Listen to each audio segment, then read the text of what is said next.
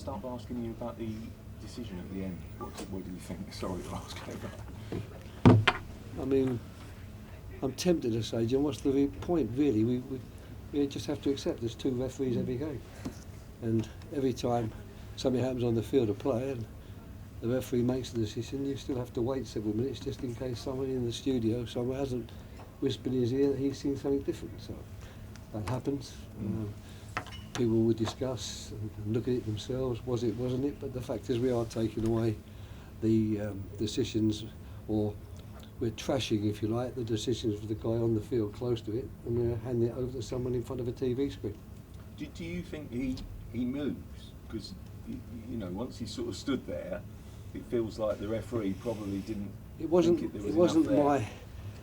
my obvious idea of what a penalty looks like, of course, but that's the same. There are so many penalties I see given on my obvious idea of what a penalty looks like, because I suppose I'm conditioned to some extent by having seen penalties given and not given for very many years. Sorry. Yes, Robbie, we have seen penalties like that given, we've seen them not given, but was it a clear and obvious error by the on-pitch referee?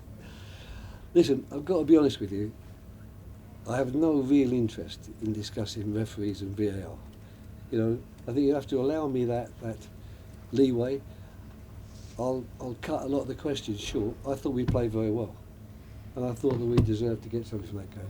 And I think that we really could have even said that a performance like that should have got us the 3 points. Now it's got us nothing, so then the next question, am I frightened to death now because we're only a few points above the relegation zone? I'll answer that one for you as well. No, I'm not, because it doesn't matter to me who's top of the league at this moment in time. It doesn't matter that Aston Villa could go top last night but lose and finish third or fourth. It doesn't bother me. What bothers me is 38 games and where we're going to be. And what I think is that with this team and the way we've played the last 4 games, home to Liverpool, where we certainly did not deserve to lose that one, Man City, where we defended well and got ourselves an incredible point, Brighton, tough team, 1-1, decent performance, Chelsea here today, one of the top teams in the country, if not the world. We've come out here and we've matched them, I think, step for step.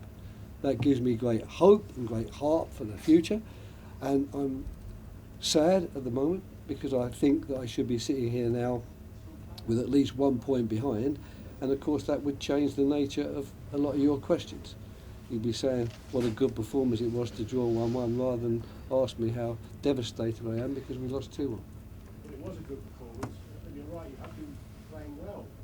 So is that making it all the more frustrating that the results are? No, that's football. It's making it football. That's what football does.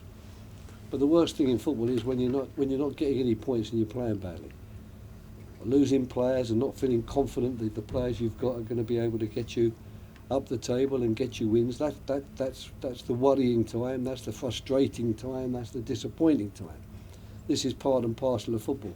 You don't get what you think sometimes you deserve in football. That's not changed in my 47, 48 years of working in football, and I dare say it won't change in the next 50 years for the people who come after me. Okay. After you.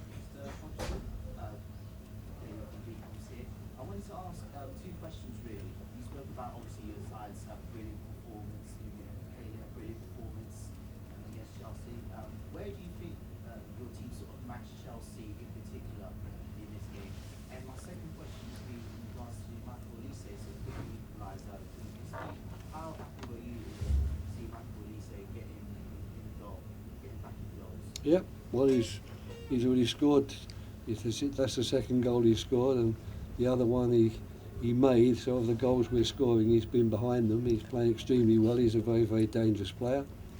How did I think we matched Chelsea? I thought our pressurising was good. I thought we stopped them building up play for long periods of time. They had a good period in the first half. We started the game very well.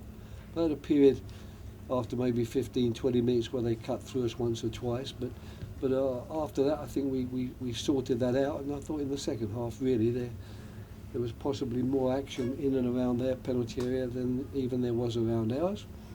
I was comfortable with our passing throughout the game, but like everything else, you need to convert, if you like, those opportunities and half opportunities in and around the opponent's penalty area into goals, Otherwise, unfortunately, you run the risk that you'll get something at the other end.